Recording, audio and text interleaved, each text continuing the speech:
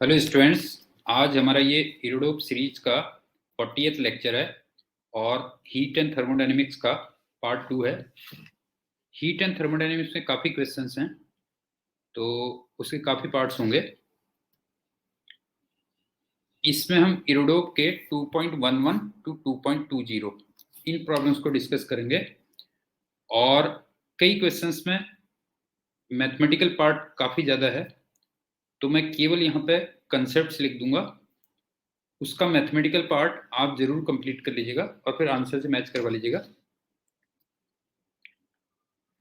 सबसे पहले हम चलते हैं 2.11 में।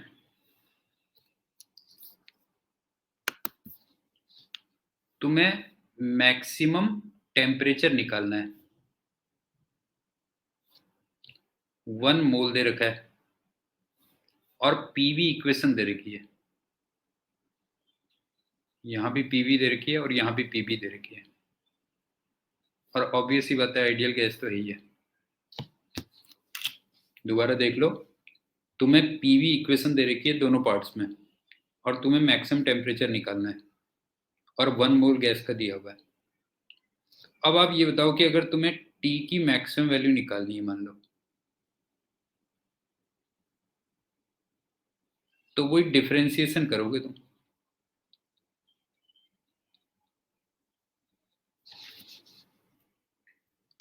लेकिन डिफरेंशिएशन तो तब करोगे ना जब तुम्हारे पास कोई टी की इक्वेशन होगी। इसका मतलब या तो तुम्हें टी वी इक्वेशन चाहिए या फिर तुम्हें टी पी इक्वेशन चाहिए, और हमें जो गिवन है वो पी वी इक्वेशन गिवन है। तो आप क्या करोगे, with the help of PV equal to NRT से, पीवी इक्वल टू एनआरटी से, यहाँ पे n1 है, ध्यान रखना। पीवी इक्वेशन को या तो टीवी इक्वेशन में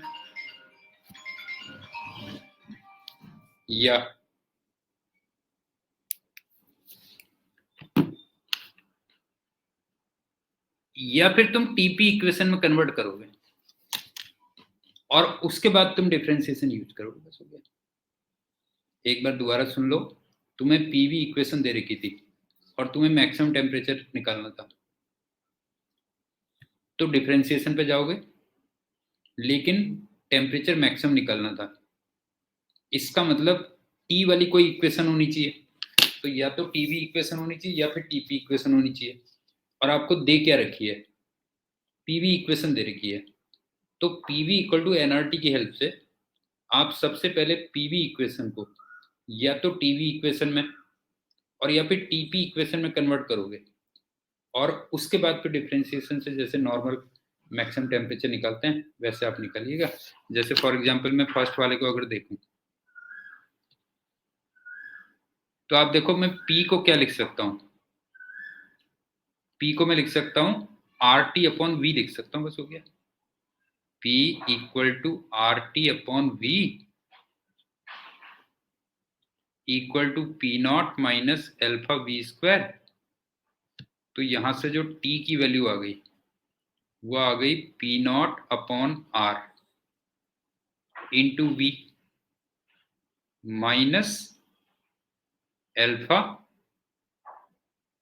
वी क्यूब अपॉन आर, ये आ गया। और उसके बाद टी की मैक्सिमम वैल्यू के लिए आप D T upon D B को 0 पुट कर देना। आई थिंक इसके बाद तो कर ही लोगे, क्यों? इसी टाइप से सेकेंड पार्ट हो जाएगा।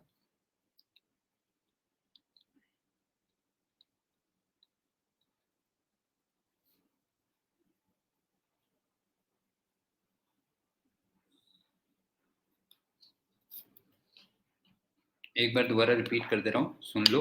तुम्हें मैक्सिमम टेम्परेचर निकालना था तो हमें डिफरेंशिएशन से ही निकलेगा, लेकिन तुम्हें टी में कोई इक्वेशन चाहिए, तो टी में या तो तुम्हारी टीवी बन सकती है या फिर टीपी बन सकती है, और तुम्हें दे रखी है पीवी इक्वेशन।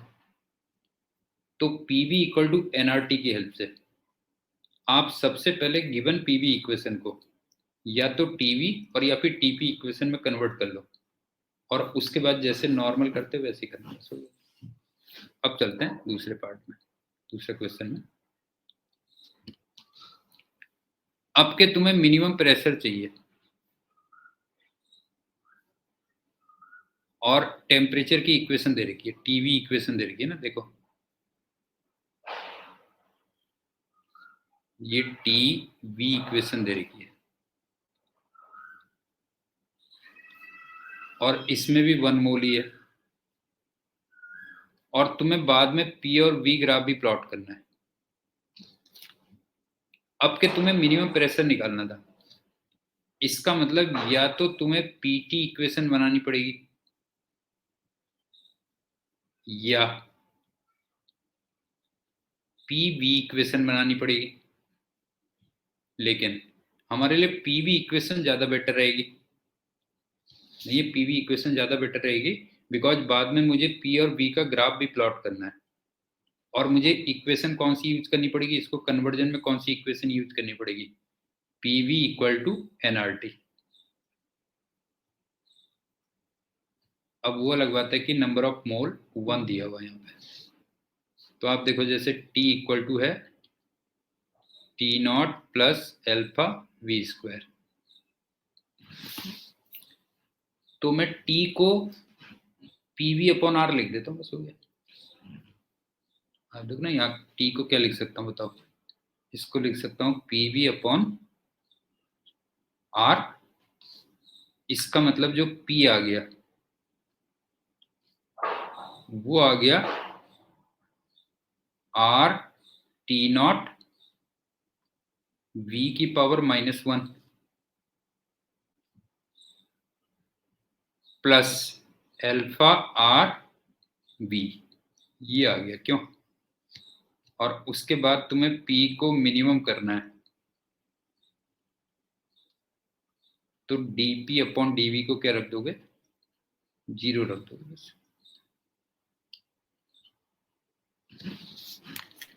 और तुम्हें एक रफ अप्रोक्सीमेट लिखा हुआ ना, अप्रोक्सीमेट लिखा हुआ है, रफ पीवी ग्राफ ड्रॉ करना है।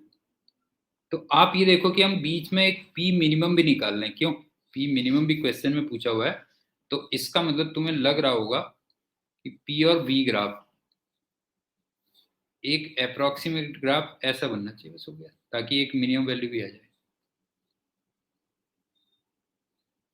ये अप्रोक्सीमेट ग्राफ हो गया।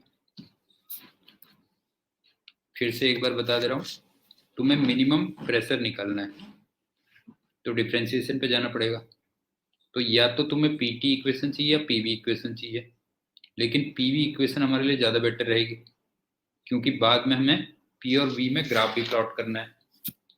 और तुम्हें दे रखी है टी वी इक्वेशन, तो with the help of PV equal to NRT with N equal to 1, तुम गिवन टीवी इक्वेशन को पीवी इक्वेशन में कन्वर्ट कर लो और उसके बाद डीपी अपॉन डीवी को 0 रख दो। और मैंने एक चीज और बताई कि तुम्हें अप्रोक्सीमेट ग्राफ प्लॉट करना था पी और वी का, और क्वेश्चन में ही तुमसे पूछा हुआ कि मिनिमम प्रेशर निकालो, तो ऑब्वियस ही बात है इस टाइप का कुछ ग्राफ होगा ये क्या। अब चलते हैं अगले क्वेश्चन में। एक टॉल सिलिंड्रिकल वेसल है, उसमें नाइट्रोजन भरी है और यूनिफॉर्म जी है,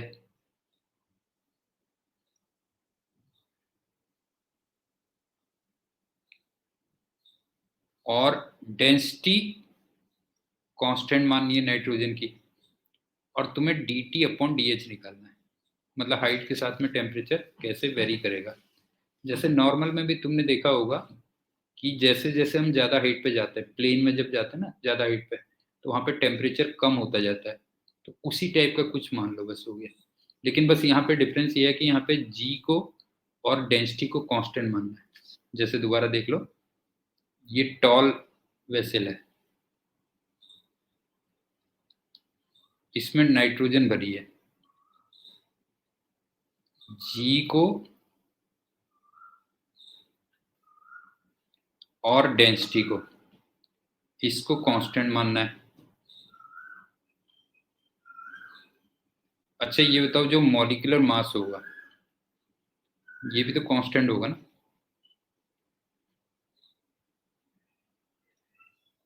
नहीं, मॉलिक्यूलर मास भी तो कांस्टेंट नहीं होगा, बताओ जन गैस का। तो तुम्हें dt अपॉन dh निकालना है।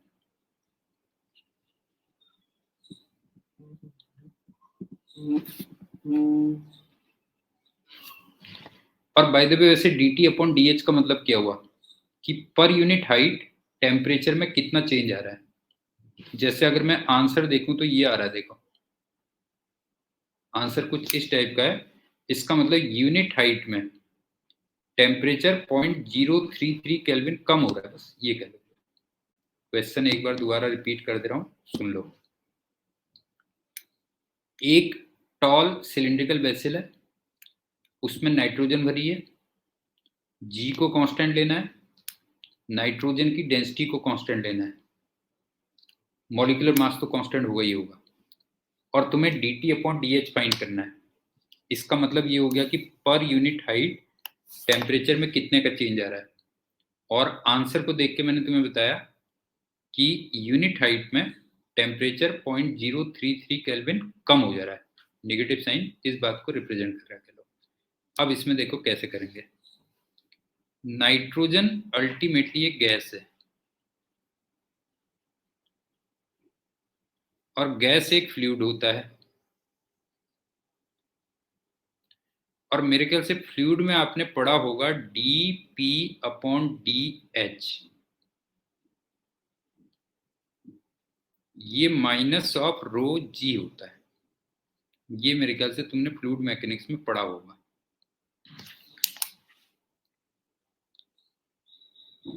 और dp अपॉन dh का मतलब ये है कि पर यूनिट हाइट प्रेशर में कितने का चेंज आ रहा है, तो ये माइनस रो इंटू जी के इक्वल होता है। अब चलते हैं दूसरे पार्ट में इसके। आप ये बताओ कि रो की value P M over R T होती है। इसमें से देखो रो एम टी सब कांस्टेंट है ना। अगर देखोगे तो रो एम एंड आर सब कांस्टेंट है। तो यहां से अगर तुम देखोगे P equal to rho R upon M into T हो गया। लेकिन ये कांस्टेंट है बेटा, ध्यान रखना ये कांस्टेंट है।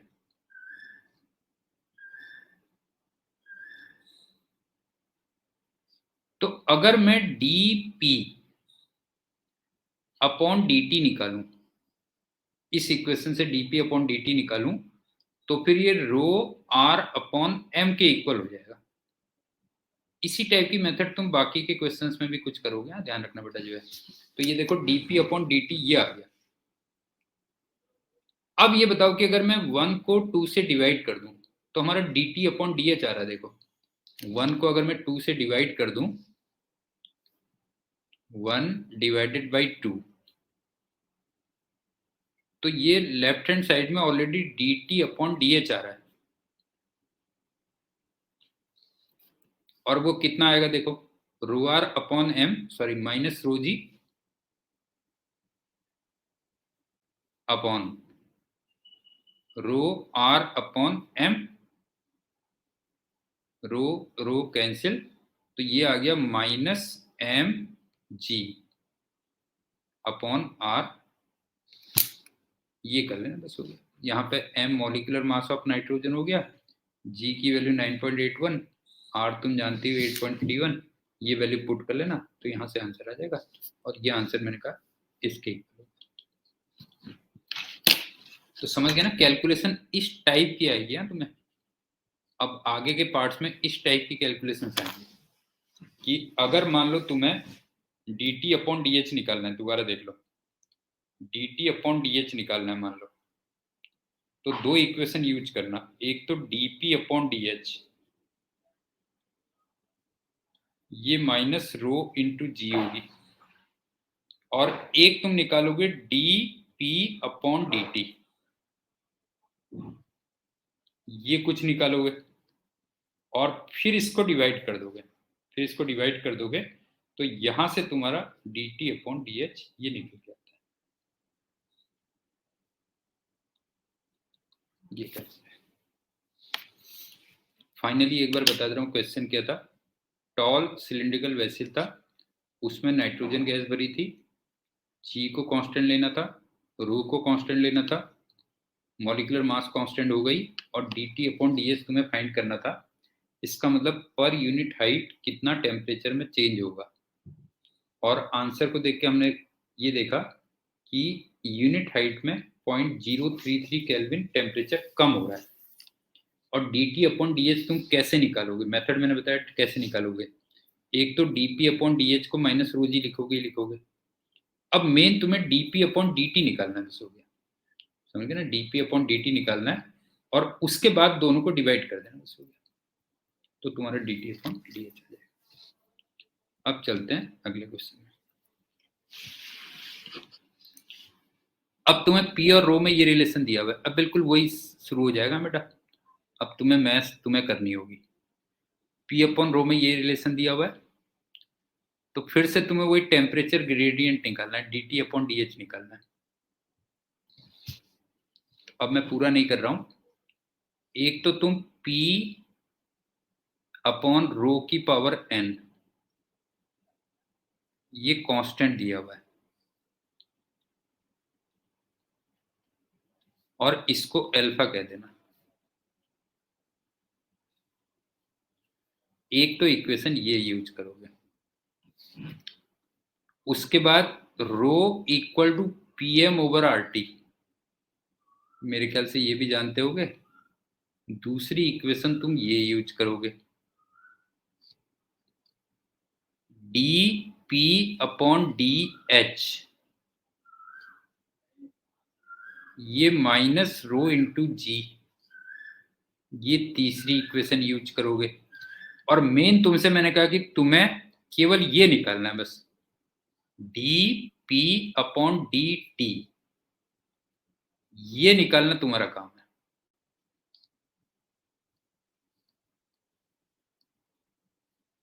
और वो वैसे इन दोनों इक्वेशन से निकलेगा, कहीं से ध्यान रखना बेटा, जो है इन दोनों इक्वेशन से निकलेगा dp अपॉन dt।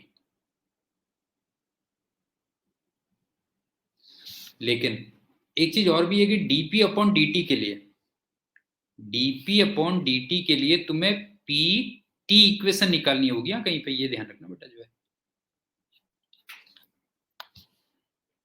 पॉइंट समझ में आ रहा है। dp अपॉन dt के लिए तुम्हें कहीं ना कहीं pt इक्वेशन निकालनी होगी और pt इक्वेशन ये पहली जो दो इक्वेशन है उनसे निकलेगा। और इसको मैं कह देता हूं फोर्थ इक्वेशन। और लास्ट में तुम 3/4 कर दोगे तो वहां से तुम्हारा dt अपॉन dh निकल जाएगा। 3 इक्वेशन अपॉन 4 इक्वेशन ये कर देना और यहां से तुम फाइंड करोगे dt अपॉन dh। आई थिंक पॉइंट क्लियर हो गया होगा। dp अपॉन dh तो एक स्टैंडर्ड रिजल्ट है माइनस रो इंटू जी। तुम्हें निकालना होता है जो कंडीशंस दे रखी होती हैं उनके अकॉर्डिंग dp अपॉन dt निकालना होता है। लेकिन dp अपॉन dt के लिए तुम्हें फिर p और t इक्वेशन कहीं पे चाहिए होती है। और rho equal to pm over RT, ये तो एक स्टैंडर्ड इक्वेशन है, इसको तो यूज कर ही सकते हो। और साथ में एक कोई और इक्वेशन तुम्हें और दी होगी, जैसे यहाँ पे p अपॉन रो की power n equal to constant, वो इक्वेशन और दे रखी है। तो उसी में तुम कुछ इधर उधर जुगाड़ लगा के dp अपॉन dt निकालो। अब चलते हैं अगले क्वेश्चन में।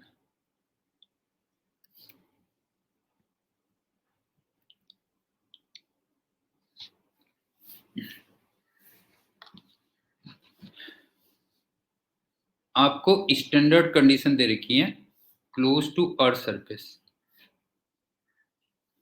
और तुम्हें टेम्परेचर और molar mass independent of height मानना, मतलब कांस्टेंट मानना है। तो तुम्हें air pressure 5 kilometre over the surface और 5 किलोमीटर बिलो द सरफेस, ये निकालना है। दोबारा देख लो, जैसे यहाँ पे अर्थ है तो यहाँ पे तुम्हें स्टैंडर्ड कंडीशंस दे रखी है, STP दिया हुआ है, ऐसे कह लो।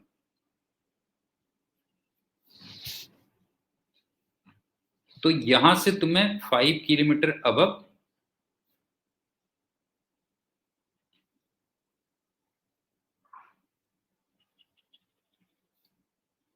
5 किलोमीटर अबव और 5 किलोमीटर बिलो।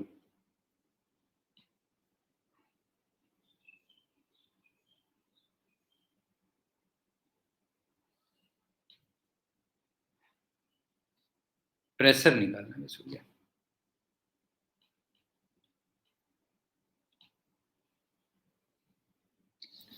तो एक तरीके से तुम ये बताओ कि तुम्हें P versus H, P versus H, ये इक्वेशन चाहिए ना।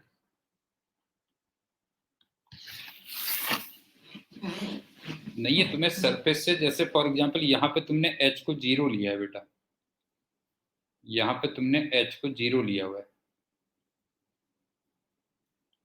अब तुम्हें सरफेस से 5 किलोमीटर अबव और 5 किलोमीटर बिलो तुम्हें प्रेशर निकालना है। तो एक तरीके से तुम्हें पीएच इक्वेशन चाहिए। दूसरी बात, पहले कभी मैंने किसी वीडियो में तुम्हें बताया होगा कि P वर्सेस H इक्वेशन अगर निकालनी होती है तो उसका एक तरीका ये होता है कि function of P into DP equal to function of H into DH। पहले इस टाइप की इक्वेशन बनाई जाती है, समझे ना, पहले इस टाइप की इक्वेशन बनाई जाती है, ये कह लो, और उसको फिर इंटीग्रेट करते हैं, इसको फिर इंटीग्रेट करते हैं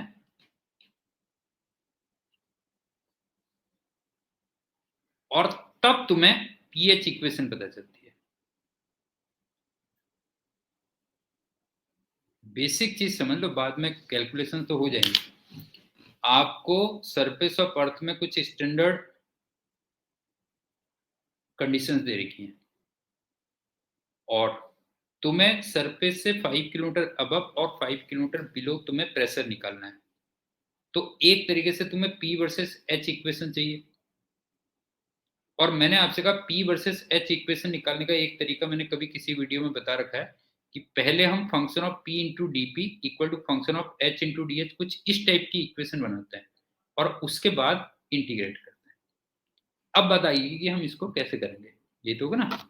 तो देखो, अभी मैंने बताया तुम्हें DP upon DH equal to minus rho into G कर देना, बस हो गया। और रो को मैं क्या लिख सकता हूं, rho equal to PM over RT हो गया ना, PM ओवर RT इंटू जी। तो इसका मतलब DP upon P equal to minus mg upon RT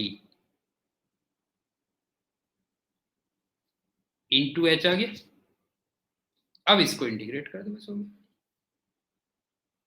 अच्छा देखो, mg/RT सब कांस्टेंट है, ठीक है ना, mg/RT सब कांस्टेंट है, तो उसको इंटीग्रेशन के बाहर ले लिया।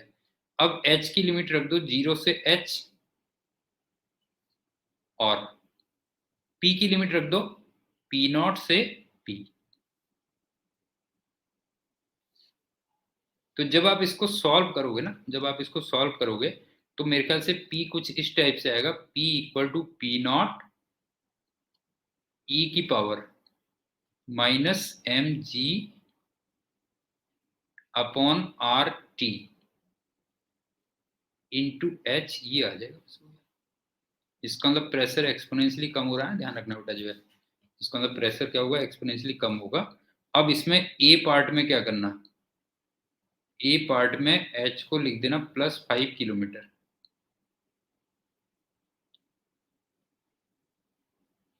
यूनिट का ध्यान रखना है लेकिन, और बी पार्ट में रख देना h इक्वल टू -5 किलोमीटर, यहां से आ जाएगा। एक बार फिर से रिपीट करता हूं, अर्थ की सरफेस पे स्टैंडर्ड कंडीशंस दे रखी है, मतलब एक तरीके से यहाँ पे प्रेशर P नॉट मान लो।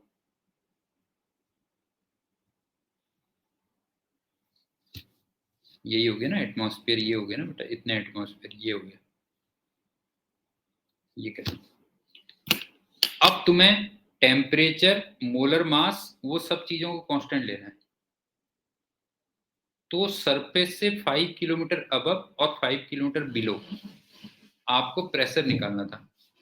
तो मैंने तुमसे कहा कि P वर्सेस H इक्वेशन अगर मैं बना लूं तो मेरा काम चल जाएगा।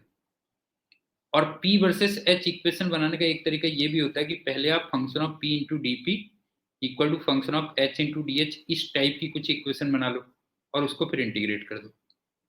तो यहाँ पे हम वो कैसे बनाएंगे कि dp upon D H equal to minus rho into G, ये तो हमारी स्टैंडर्ड इक्वेशन होती है।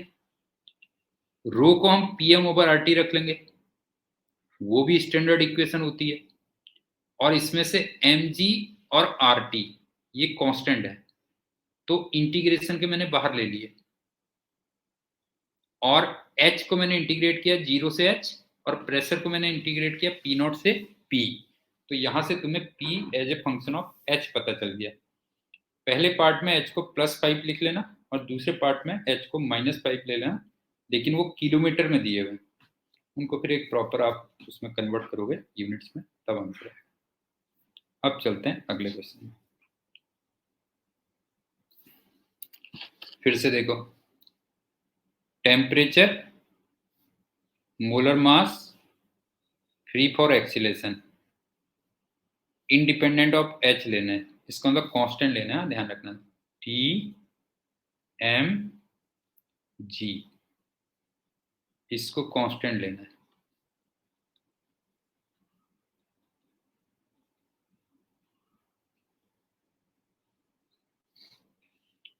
अब आपसे कहता है find difference in Heights eight which air densities at the temperature 0 degree Celsius differ E times by 1%। अब देखो, इसके पहले पार्ट में हमने क्या लिया था, पहले पार्ट में भी ये कांस्टेंट थे ना, मतलब क्वेश्चन 15 में भी कह लो, क्वेश्चन 15 में भी TmG ये कांस्टेंट दिए थे।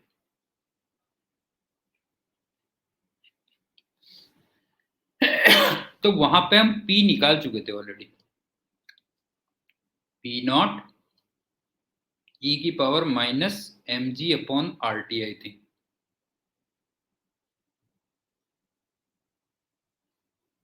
इंटू H,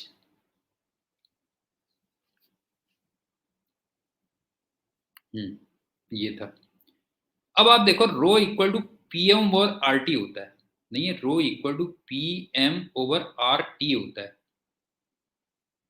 तो इसका मतलब P की वैल्यू कितनी हो जाएगी, P की वैल्यू हो जाएगी रो RT अपॉन M। तो इस P को मैंने लिख लिया रो RT upon M,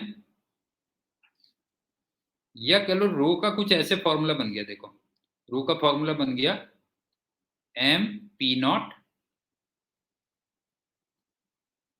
upon RT, E की पावर वही रहा।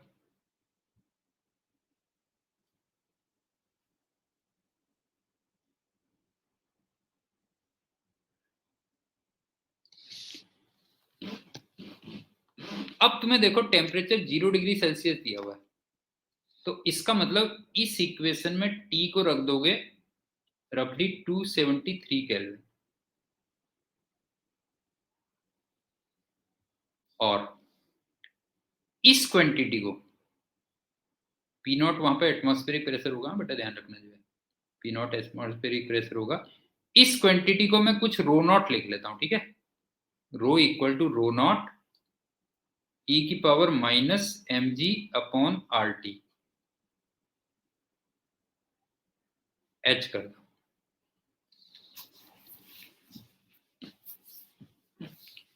अब तुमसे क्या कहते हैं, देखो find the difference in Heights eight which the air densities at the temperature differ E times. तो इसका मतलब रो को तुम रो नॉट अपॉन ई रख देना, बस हो गया।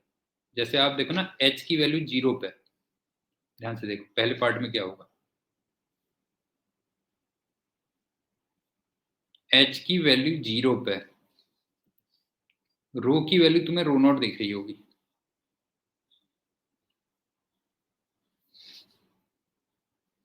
और h इक्वल टू एच पे, रो को तुम रो नॉट बाई ई लिख लेना, बस हो गया। रो नॉट बाई ई, तो यहां से तुम h निकाल लेना।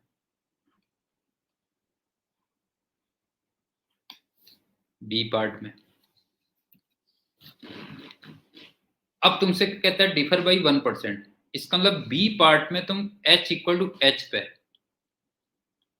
रो को 0.99 रो नॉट लिख लेना। 1% डिफर का मतलब ये हो गया ना, और फिर यहां से h निकाल लेना। ये कह तो तुम्हारी ये दो हाइट्स आ जाएगी।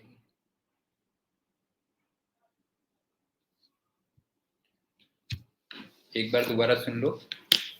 क्वेश्चन नंबर 15 में भी टी, एम और जी कांस्टेंट दिए थे, तो हमने वहां पे प्रेशर का एक एक्सप्रेशन निकाल लिया था, पी नॉट ई की power minus M G upon R T into H. और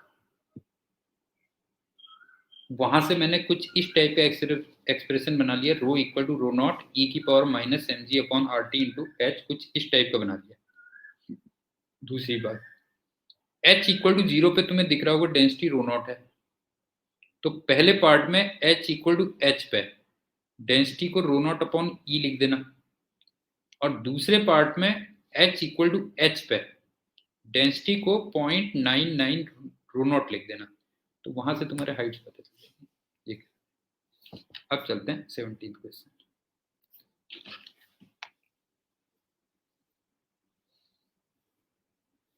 आइडियल गैस तो यही है, m मॉलिक्यूलर मास है, टॉल वर्टिकल सिलेंडर है, बेस एरिया s है, हाइट h है, टोटल टेम्परेचर T है, pressure at bottom P not है, टेम्परेचर और G को इंडिपेंडेंट ऑफ हाइट मतलब कांस्टेंट मानना है, तो टोटल मास ऑफ गैस निकालना है। फिगर में देखो तब समझ में आएगा। ये h हाइट है, यहाँ पे P नॉट प्रेशर है, और तुम्हें क्या क्या कांस्टेंट मानना है, T, अच्छा इसका एरिया S दे रखा है,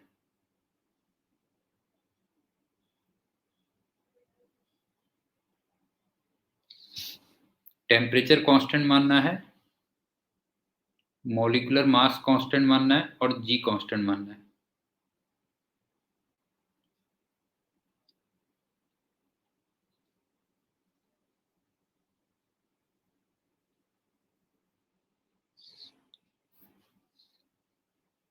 और बाकी तो कुछ हुआ है नहीं। अब तुम्हें इसमें टोटल मास ऑफ गैस निकालना है, टोटल मास ऑफ गैस ये फाइंड करना है।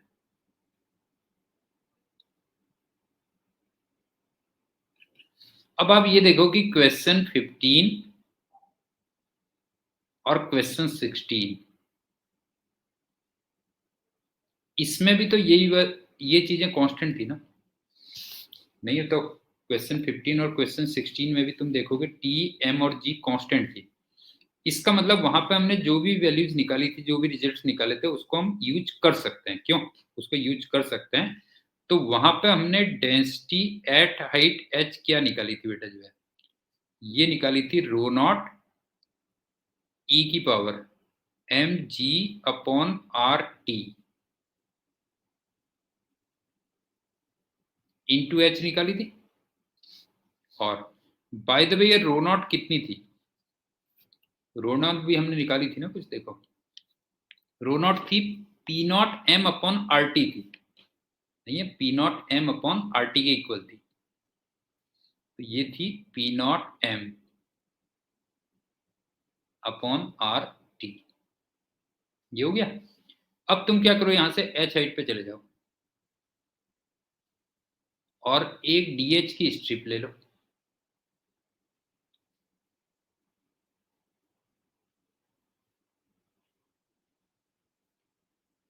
तो इतने पोर्शन का जो वॉल्यूम है, अगर आप देखोगे इतने पोर्शन का जो वॉल्यूम है D V equal to S into D H आ गया, ये तो इतने परसेंट का वॉल्यूम हो गया। और यहां पर डेंसिटी ये है, नहीं मतलब इस जगह पे डेंसिटी तुम्हें ये दे रखी है, रो एच ये दे रखी है, इसका मतलब इतने पोर्शन में छोटा सा मास कितना हो जाएगा बताओ, छोटा सा मास हो जाएगा dv into density at height h, ये तुम्हें छोटा सा मास निकल गया। तो अगर तुम्हें टोटल मास निकालना है तो फिर इंटीग्रेट कर दो 0 से s तक, बस हो गया। तुम्हें टोटल अगर मास निकालना है तो इंटीग्रेशन dm कर देना और लिमिट्स हो जाएंगी h इक्वल टू 0 से लेके h इक्वल टू h तक, ये हो गया। क्वेश्चन और सॉल्यूशन एक बार दोबारा बता रहा हूँ, क्वेश्चन 15 और क्वेश्चन 16 उसमें भी हमने टी एम और जी को कांस्टेंट माना था, इसका मतलब उसमें जो भी हमने रिजल्ट्स निकाले थे वो यहाँ पे यूज कर सकते हो आप। तो वहां पे हमने डेंसिटी एट हाइट एच क्या निकाला था, रो नॉट ई की power minus M G upon R T into H निकाला था। रो नॉट को हमने कितना लिखा था, P naught M upon R T. अब एच हाइट पे अगर मैं छोटा सा डी एच बोलूं, स्ट्रिप लूं, तो उसका जो छोटा सा वॉल्यूम हुआ वो एस इंटू डी एच हुआ, इसका मतलब उसमें थोड़ा सा मास कितना होगा, डीवी इंटू डेंसिटी, और फिर उसको 0 से एस तक इंटीग्रेट कर दोगे तो तुम्हें टोटल मास पता चलेगा। अब चलते हैं अगले क्वेश्चन में।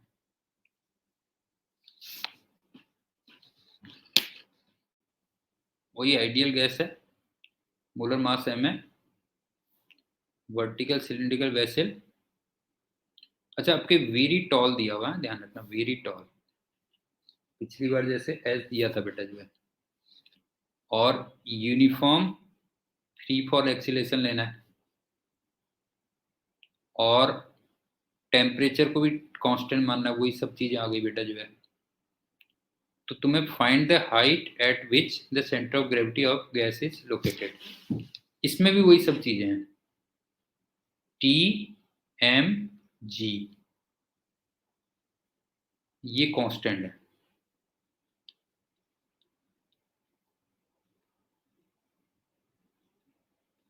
इसका मतलब क्वेश्चन 15, 16 और 17 इसमें जो भी तुमने रिजल्ट किए हैं उसको यूज कर सकते हो।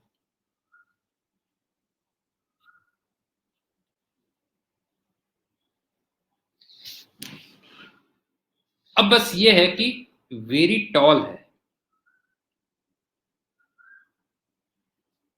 इसका मतलब h को टेंडिंग टू इंफिनिटी लिख सकते हो, ये होगा, बस होगा। तो तुम्हें height of centre of gravity निकालनी है, कितनी होगी। अच्छा, जी को भी कांस्टेंट लेना है बेटा, ध्यान रखना जो है, जी को भी कांस्टेंट लेना है। तो height of centre of gravity और height of centre of mass वो सेम होगा ना, मेरे ख्याल से तुमने ये पढ़ा होगा कि अगर जी की वैल्यू यूनिफॉर्म है, अगर जी की वैल्यू यूनिफॉर्म है तो फिर सेंटर ऑफ ग्रेविटी और सेंटर ऑफ मास एक ही हाइट पे आते हैं, ठीक, ये हो गया। अब उसके बाद क्या होगा, उसके बाद मेरे ख्याल से तुमने एच सेंटर ऑफ मास का एक फॉर्मूला पढ़ा होगा, integration DM into H, 0 to infinity, और upon integration DM 0 to infinity, बस ये फॉर्मूला लगा देना, ये कर लो। और बाय द वे डीएम हम कहां पे निकाल चुके थे, देखो डीएम इससे पहले वाले क्वेश्चन में लगा चुके ना, कौन से वाले में लगा चुके, क्वेश्चन 17 में लगा चुके हैं। क्वेश्चन 17 में ऑलरेडी हम लिख चुके हैं। डीएम का मतलब क्या होगा बताओ, जो है DV into density at height H, और डीवी को हमने लिखा था एस इंटू डी एच, और डेंसिटी एट हाइट एच को कितना लिखा था, रो नॉट ई की power minus M G upon R T into H, इस टाइप से करते ना बस। तो यहाँ पे तुम्हें रो नॉट और एस वो सब ना कैंसिल होते हुए दिखेंगे, फाइनली तुम देखोगे तो सब कैंसिल होते हुए दिखेंगे। यहाँ से निकालो, ये कर लो, एक बार दोबारा से देख लो। 15, 16, 17, 18 सारे क्वेश्चंस में टी एम जी वो सब कांस्टेंट है, तो इसका मतलब एक दूसरे के रिजल्ट्स आप यूज कर सकते हो, ठीक है ना, थोड़ा सा दिमाग लगा के एक दूसरे के रिजल्ट्स आप यूज कर सकते हो। बस ये है कि इस वाले क्वेश्चन में वेरी टॉल दिया हुआ तो एच को इन्फिनिटी रखोगे। अगली बात, जी की वैल्यू यूनिफॉर्म दे रखी है, तो सेंटर ऑफ ग्रेविटी और सेंटर ऑफ मास एक ही जगह पे लाई करेंगे, और सेंटर ऑफ मास का तुमने एक फॉर्मूला पढ़ा होगा, integration DM into H upon integration DM, और लिमिट हो जाएंगी 0 से लेके इन्फिनिटी तक। ये कर, अब चलते हैं next question.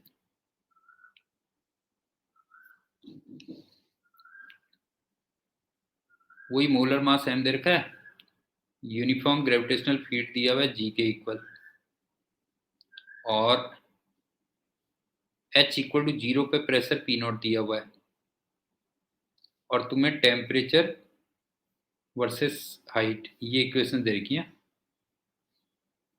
T H equation दे रखी है।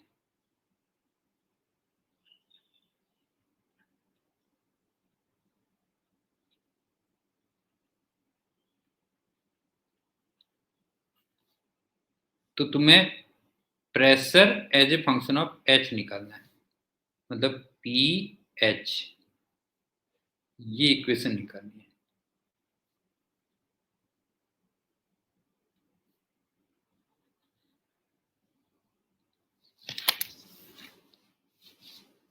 आई थिंक समझ में आ गया होगा।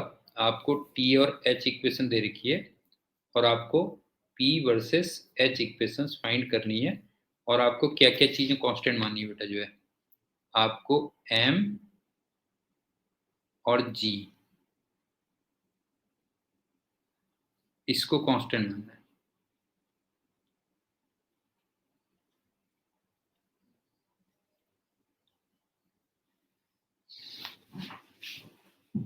अब सुनो, आप एक बात बताओ कि rho equal to P M over R T होता है, एक तो ये हो गया। उसके बाद मैंने तुम्हें बताया D P upon D H equal to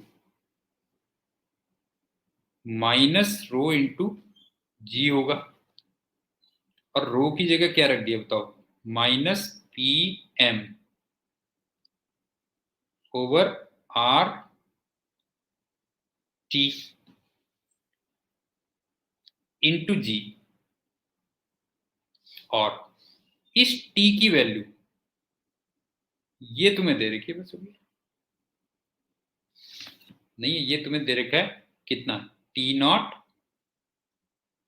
1 minus A H, ये तो पहले पार्ट में दिया हुआ है, और T not 1 plus A H ये सेकेंड पार्ट में दिया हुआ है।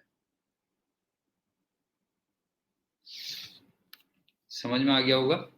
रो की value P M over R T D P upon D H, वो minus rho into G, rho को हमने लिखा P M over R T into G, और टी का फंक्शन दिया हुआ है।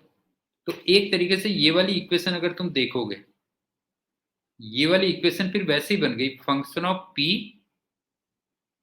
Into dP equal to function of H into DH, उस टाइप की इक्वेशन बन गई। आई थिंक पॉइंट क्लियर हो गया होगा, वहां तक हम पहुंच गए। अब इसको इंटीग्रेट कर दो बस। जैसे आप H की लिमिट्स कहां से कहां तक रख दोगे, H की लिमिट्स रख देना 0 टू H, और प्रेशर की लिमिट क्या रख दोगे, P0 से P। तो यहां से तुम्हें P as a function of H ये पता चल जाएगा।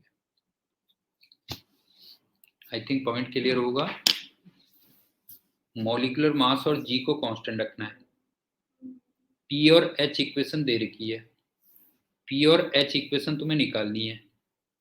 रो की वैल्यू Pm/RT होती है और dP/dH माइनस रो इंटू जी होता है।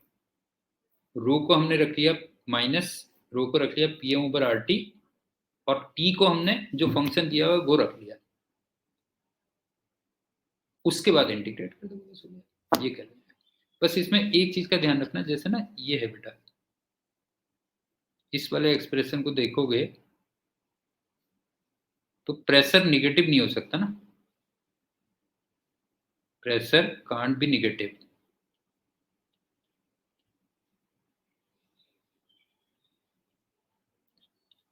तो इसका मतलब 1 की value greater than equal to AH आनी चाहिए, ध्यान रखना बेटा। जो है ये एक्सप्रेशन यही होगा, तभी लगेगा 1 greater than equal to AH, तब लगेगा। तो मैंने मैथमेटिकल पार्ट काफी तुम लोगों के लिए छोड़ दिया है, उसको एक बार जरूर कंप्लीट कर लेना बेटा। जो है तो एक बार दोबारा से रिवीजन हो जाएगा, बिकॉज हैं तो सिमिलर टाइप की इक्वेशंस, लेकिन वो दिमाग में नहीं बैठती कई बार। एक बार दोबारा से जरूर ट्राई कर लेना सारे क्वेश्चंस को। अब चलते हैं लास्ट क्वेश्चन इस वीडियो का। हॉरिजेंटल सिलेंडर है, क्लोज फ्रॉम वन एंड, मतलब इस टाइप से है।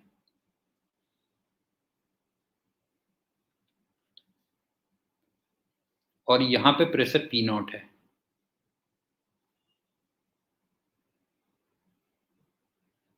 टेम्परेचर और मॉलिक्यूलर मास, इसको भी तुम्हें कांस्टेंट लेना है। और इसको तुम ओमेगा से घुमा रहे हो।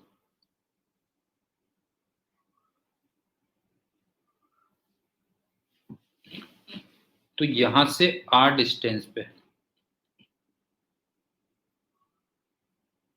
तुम्हें प्रेशर निकालना कितना होगा।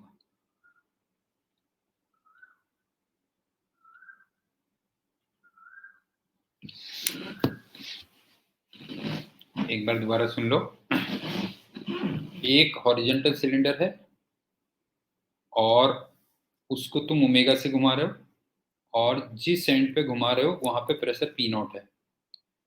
टेम्परेचर और मॉलिक्यूलर मास को तुम्हें कांस्टेंट लेना है।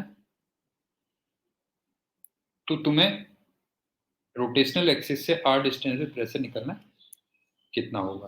तो इस टाइप के क्वेश्चन तुम काफी करते होगे ना बेटा। जैसे ये है, यहां से मान लो तुम X डिस्टेंस पे गए और एक dx की स्ट्रिप ले ली।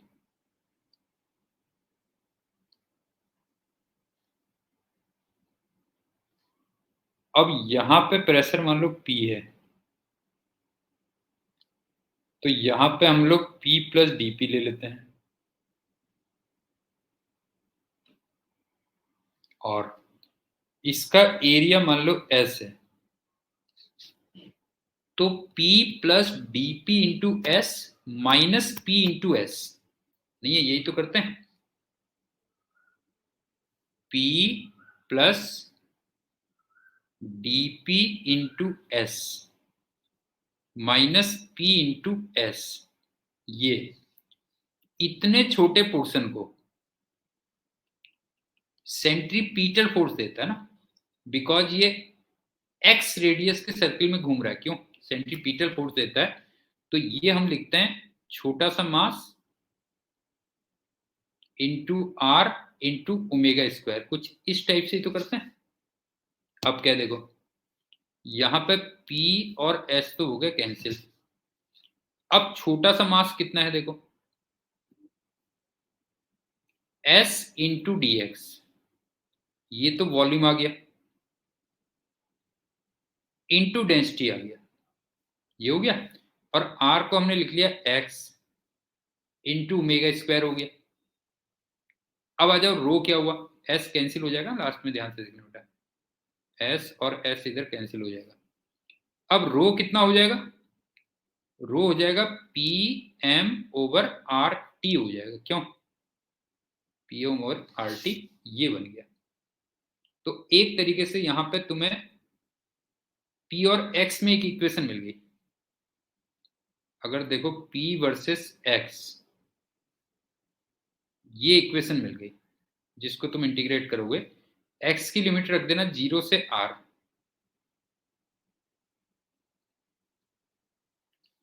और P की लिमिट रख देना P0 से P। तो यहां से P as a function of R पता चल जाएगा, बस हो गया, ये कहना।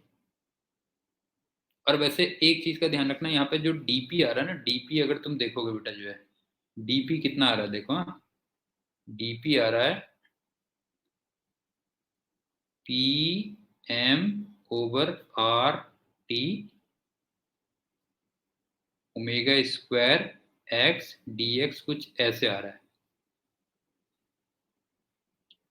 या तुम कह सकते हो dp अपॉन डी एक्स, वो प्लस में आ रहा है, मतलब मैं ये कहना चाह रहा हूँ dp upon D X plus में आ रहा है, और वो सिर्फ इस बात को रिप्रेजेंट कर रहा है कि जैसे जैसे x की वैल्यू बढ़ रही है वैसे वैसे प्रेशर की वैल्यू भी क्या होगी, बढ़ेगी, बस इस बात को रिप्रेजेंट कर रहा है, ये कह रहा है। आई थिंक इस टाइप के क्वेश्चन तुमने बहुत किए होंगे कि अगर मैं x डिस्टेंस पे जाके एक dx की स्टेप लूं, तो अंदर से लगा p इंटू एस, और दूसरी साइड से लगा p plus D P into S, और उन दोनों का जो डिफरेंस होगा वो इतने पोर्शन को सेंट्रीपीटल फोर्स देगा, और इतने पोर्शन का मास कितना होगा, s इंटू डी एक्स तो हो गया वॉल्यूम, इंटू रो से मल्टीप्लाई कर दो, और रो की value P M over R T होगी, और मैंने आपसे कहा कि DP upon D X plus में आ रहा है, तो वो इस बात को रिप्रेजेंट कर रहा है कि जैसे जैसे एक्स की वैल्यू बढ़ रही है वैसे वैसे प्रेशर क्या हो रहा है, बढ़ रहा है, बस उस बात को रिप्रेजेंट कर रहा है, ठीक है। तो हमारा ये वीडियो यहीं पे कंप्लीट होता है, और इसमें मैंने बताया कि मैथ्स काफ़ी ज़्यादा थी, तो एक बार तुम खुद से भी जरूर ट्राई कर लेना, बट मैंने ट्राई किया है कि जो की कंसेप्ट हैं वो इस वीडियो में कवर हो जाए। So thank you and good day.